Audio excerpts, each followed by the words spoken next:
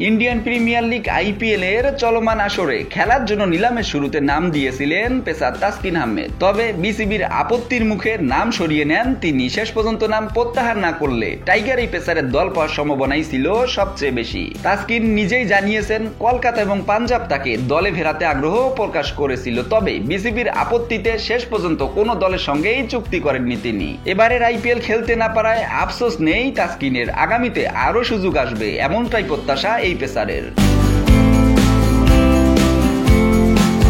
গণমাধ্যমে তাসকিন আহমেদ বলেন, যে জিনিসটা চলে গেছে এটা তো আর নিয়ন্ত্রণে নেই, ইনশাল্লাহ সামনে খেলবো, সামনে অবসর সময় পাবো। শুধু আইপিএল না, আরো অনেক লিগ আছে, হয়তো আমার বডি টাইপ বা বোলিং টাইপ ডিফারেন্ট, এর জন্য আমি এবার যেতে পারিনি, হয়তো ভবিষ্যতে খেলবো ইনশাল্লাহ, আফসোস নেই কোনো, দোয়া করবেন। তাসকিনদের মূল লক্ষ্য বিশ্বকাপের জন্য নিজেদের প্রস্তুত করা। এ প্রসঙ্গে তিনি বলেন, আমাদের মূল লক্ষ্য বিশ্বকাপ কেন্দ্রিক। দেখেন, আমরা যারা ক্রিকেটার আছি আমাদের কাজ কিন্তু যেখানেই খেলতে নামি সর্বোচ্চটা দিয়ে চেষ্টা করা।